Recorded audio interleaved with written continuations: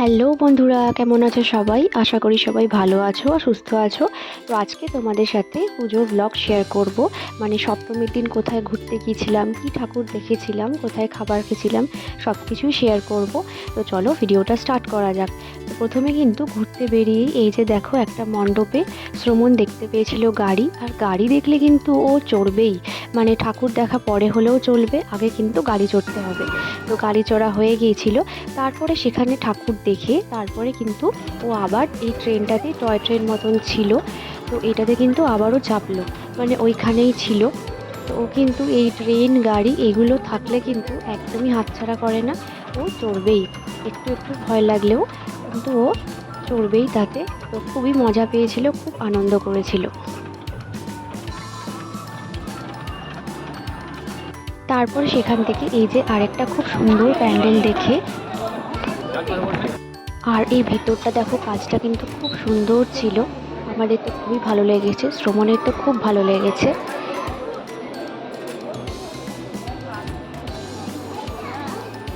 তো এটা একটু ভিডিও করছিলাম, ডেকোরেশনটা খুব সুন্দর ছিল। এটা আরেকটা মণ্ডপ, আরেকটা প্যান্ডেল খুব সুন্দর করেছিল। সেখান থেকে তারপরে কিন্তু আমরা একটা রেস্টুরেন্টে ঢুকেছিলাম খাবার খাওয়ার জন্য দুপুরে। তো এই দেখো, সেখানেও কিন্তু শ্রমণের দুষ্টুমি শুরু হয়ে গিয়েছে। ও কিন্তু এক জায়গায় একদমই বসতে পারে না। ওর বাবা বসেছিল আর আমি ওই যে একটু বারবার কিন্তু দেখছিলাম। ও ঘুরে বেড়ায় যতক্ষণ না খাবার না আসছে। তো অর্ডার করেছিলাম আলু কুলচা আর চিকেন, দুটোই কিন্তু ওর খুবই ফেভারিট। ওর চিকেন কিন্তু খুবই পছন্দ, চিকেনও পছন্দ করে খুব। তো সেখান থেকে খাওয়া দাওয়া করে ওখানে কিন্তু একটু ঘোরার মতন জায়গা ছিল, মানে রিসর্ট মতন ওটা।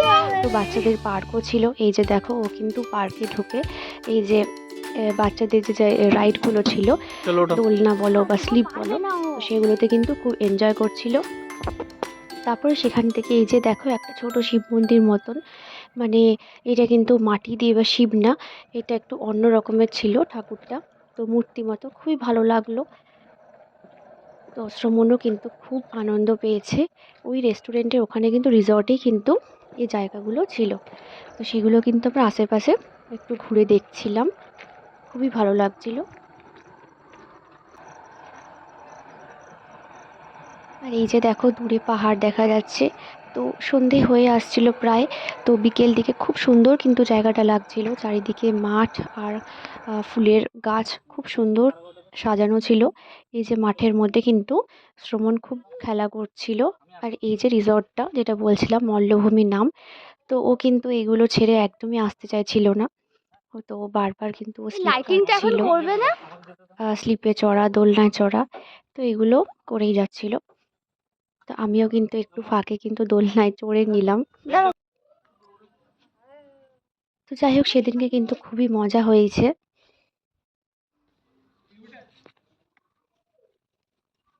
তো ও কিন্তু ঘুরে ঘুরে সব দেখছিল। ডাইনোসর, বাবা রে, সত্যিকার ডাইনোসর তো। তো এইখানে কিন্তু আইফেল টাওয়ার, যেটা প্যারিসে আছে আইফেল টাওয়ার, ওই আদলে কিন্তু এরকম একটা বানানো হয়েছে। তো তখনও কিন্তু লাইট জ্বালানো হয়নি, এটা কিন্তু সন্ধ্যের পরে এটাতে লাইটও জ্বালিয়ে দেয়। তো অসাধারণ লাগে। তো কোনো দিন যদি আরেকদিন যাই সন্ধ্যের দিকে বা রাতের দিকে, তখন তোমাদের সাথে ভিডিওটা শেয়ার করব যে কতটা সুন্দর দেখতে লাগে জায়গাটা। আর এই যে চারপাশে দেখো কি সুন্দর সাজানো রয়েছে, বসার জায়গাও রয়েছে। তো এটা হচ্ছে গড়পঞ্চকোট রিসর্ট। গড়পঞ্চকোট তোমরা নিশ্চয়ই শুনবে, পুরুলিয়া জেলাতে। তো খুবই সুন্দর জায়গাটা, আমার তো খুবই ভালো লেগেছে। তোমরা কিন্তু অবশ্যই যেতে পারো।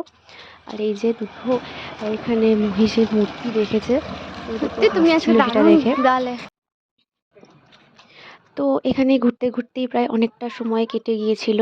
তো সন্ধে হচ্ছিল, হালকা হালকা একটু একটু শীত লাগছিল, মানে শীত নয়, একটু ঠান্ডা ঠান্ডা লাগছিল। তো বাড়ি ফিরতে হবে, তো সেজন্য আমরা কিন্তু এখান থেকে তারপরে রিটার্ন করি। এই ছিল ছোট্ট একটা ব্লগ। ভালো লাগলে প্লিজ সাবস্ক্রাইব করো।